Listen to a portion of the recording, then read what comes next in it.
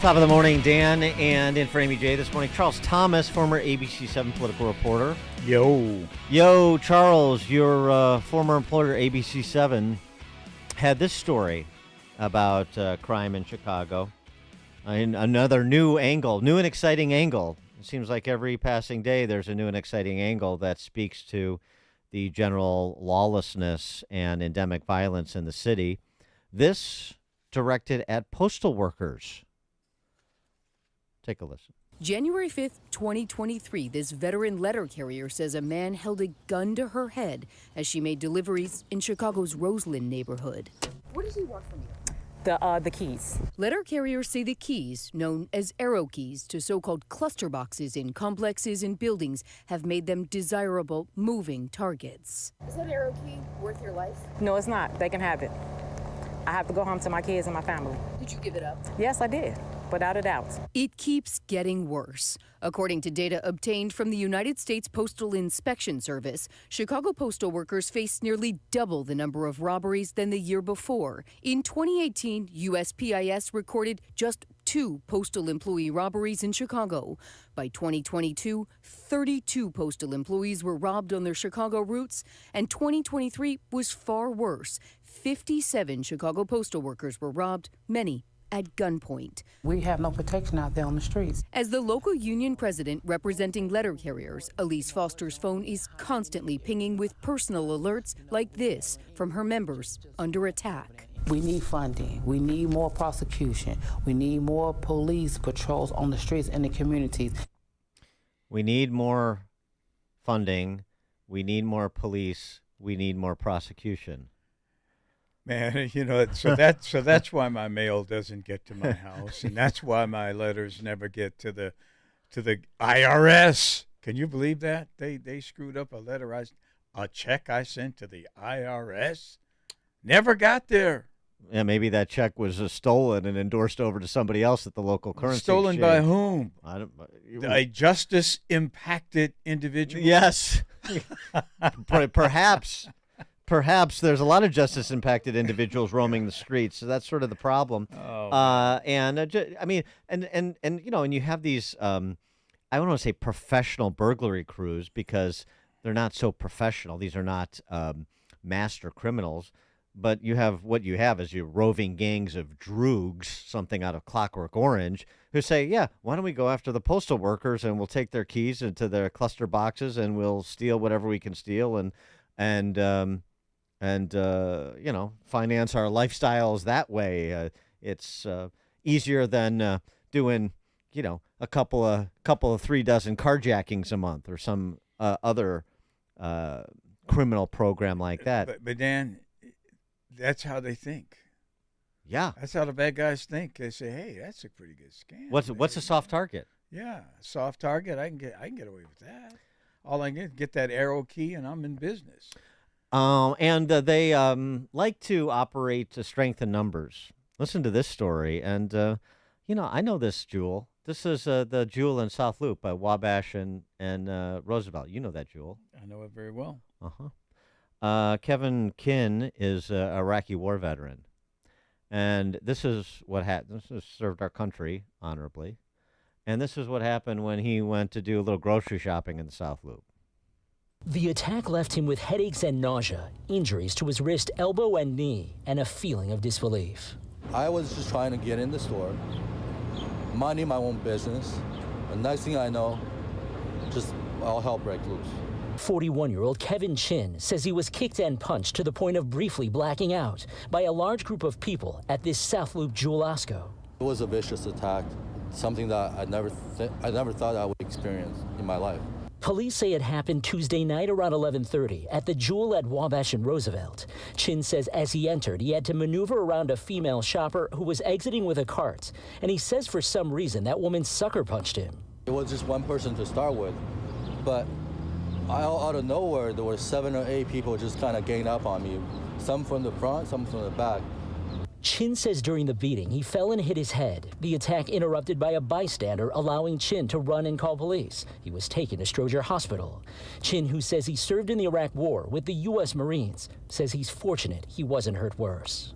I did what I had to do to protect myself, but not everyone had the same kind of training. He survived the Iraq War, but almost got killed at his home right here in Chicago. Police have not offered a motive for the incident, but Chin, who's Chinese American, says at one point the offenders made a racial comment, and he thinks race may have played a role in the attack. The offenders. Do you have any more description of these offenders, these future, or if not present, justice-impacted individuals, I wonder? No, well, there you go. Uh-huh. There you go, man. The race baiting again. Does it make a difference that this man is Asian and his attackers? He didn't report that because that's against the rule. Right. You can't say that. What you can't say it if they're black. I'll say it. You can't say it because I can say that because I'm black. Mm-hmm. But man, one thing about Mr. Ken here, man, if you go to the Jewel at 11:30 at night in the city of Chicago, my man, you're asking, I mean, I hate to put it that way, but wow, what a risk you are taking. Well, what a commentary that is. I know. That's exactly the point. He was safer in Baghdad at 11:30 at night than he is in the South Loop. Oh man, you can't go. You cannot leave the crib, if you will, after dark where I live, downtown in Chicago. I live in West Loop. Right. I don't go out after dark. And I mean, for those of you who don't know, I mean, West Loop is not a low rent district. Oh no! Oh no! People there are spending big money. Yeah. And the city is emptying well, not the West Loop residentially, but the area just east of that, downtown in the Loop, say east of Wacker, it is emptying, and you have a lot of people just walking the street who are up to no good. It's incredible. You can't walk down there. You walk down there in the Loop after dark, you're saying rob me. Might as well put a sign around your neck that says rob me. For more on this, we're pleased to be joined by Rob Chadwick. He's a retired supervisory special agent and former head of the FBI's tactical training program at Quantico. He now serves as the director of education and training for Delta Defense and the U.S. Concealed Carry Association. Rob, thanks for joining us. Appreciate it. Hey, good morning, Dan. Charles, thanks so much for having me on. Stories from the front in Chicago probably don't come as much surprise to you, probably not dissimilar other than maybe in frequency to a lot of other urban centers in America, as we talk about a lot for obvious reasons in Chicago. A little comparison, contrast. So what's the common denominator here with respect to the sort of violent crime and victimization that's going on in places like Chicago, as you just heard? Well, I think what you're seeing, Dan, is the result of a lot of factors, but at the very top of the list would be the defund the police, post George Floyd era. Law enforcement response times in the United States have doubled on average everywhere. And this is, regardless of where you live, Chicago, of course, is particularly affected by this, but every corner of this country is affected by this. The defund the police era, some people may say it's over, but I can assure you that's a bell that cannot be unrung for law enforcement, myself included. So I talked about this the other day, actually, with Rafael Mangual from City Journal from the Manhattan Institute. This lag effect, right? People aren't running around saying defund the police anymore, but the lag effect, New York City Police Department is down to 1990 levels in terms of officers in the department. You've had stories out of places like Pittsburgh where there are essentially no police to respond to 911 calls in the early morning hours of the day, over the sort of the overnight hours, like 0 or 1 or 2 for a town with hundreds of thousands of people. You have in Chicago half of 911 calls that go unresponded to, including calls that involve alleged Class X felonies. So, that's the lag effect that sort of people don't see because you don't have politicians run and organizations running around in the streets saying defund the police, but their handiwork is everywhere. And will be a lasting effect. And what I mean by that is when I was at Quantico, traveling the country, training our state, local, federal police partners in street level tactics, literally every state in the union, every corner of the country, this is post George Floyd. And I made it a point to meet with the chiefs and the sheriffs and the hosting agencies to, check on morale, recruiting, see what was going on. And without exception, every one of them reported recruiting was down, retention was down. And let me put that in context. Departments that would have 200, 300, 400 applicants for any opening were now having 2 or 3 or 4 applicants. So you can see that this is going to have a lasting effect, because when you go from 200 or 300 applicants to 2 or 3 applicants for an opening, just the overall quality of the individual is going to suffer. And these are the people, and again, please understand, I love the police. I've got many relatives still on the job. I did 30 years in law enforcement myself. This is not their fault. But people are hesitating to enter the law enforcement profession because of what they saw and what they continue to see. We have an all-time high in violence against police. This unfortunate set of circumstances has led to our officers and our deputies and our troopers hesitating to act with the requisite amount of force to control the situation, so they're getting hurt on the job. It's just one of those terrible self-fulfilling prophecies, so to speak, that is just compounding on itself. I saw in Washington, D.C., $25,000 signing bonuses for new cops, and they still can't get what they need. $25,000, but that's pretty good.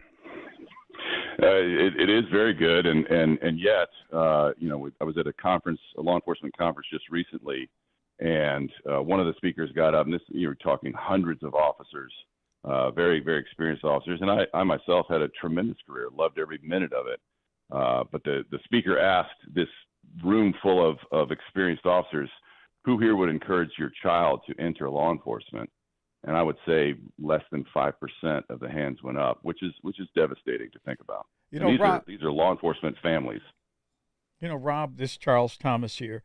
Are police officers these days being trained not to make preemptive stops of individuals on the street or in cars that they might suspect contain or being driven or contain criminals? Well, is that part of the training now?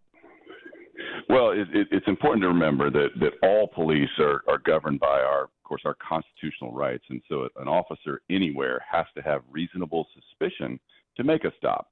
These sort of hunch stops, so to speak, I think are tremendously overblown. They have to be able to articulate, and this is no matter where you live or which department you serve.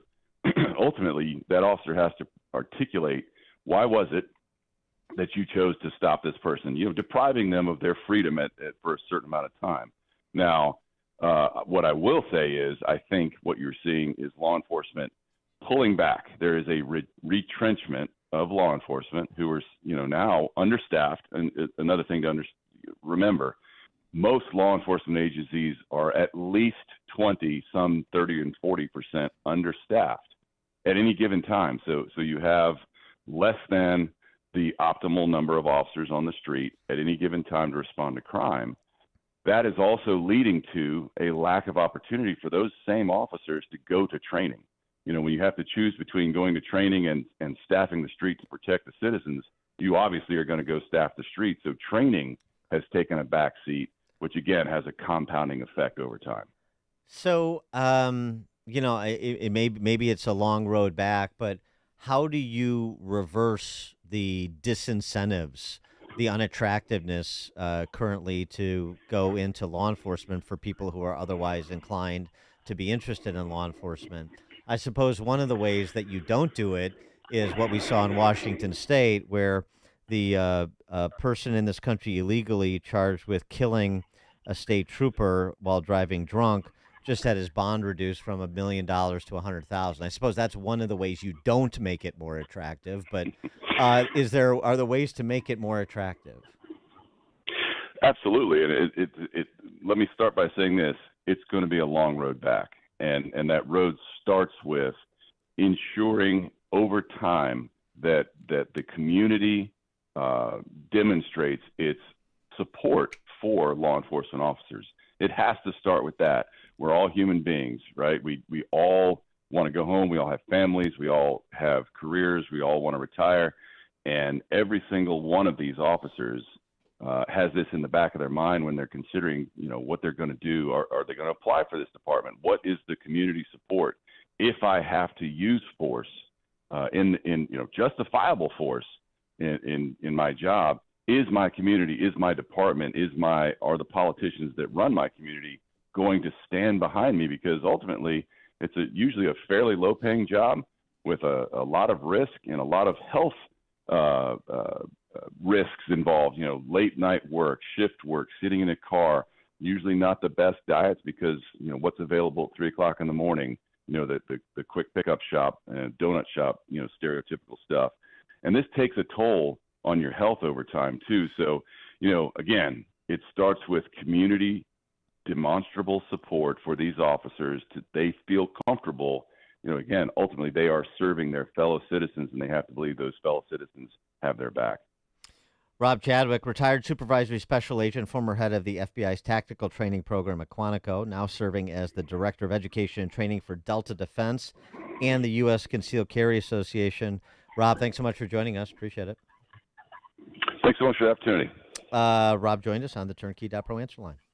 There's only one radio show in Chicago talking about today's biggest stories and telling you what they really mean.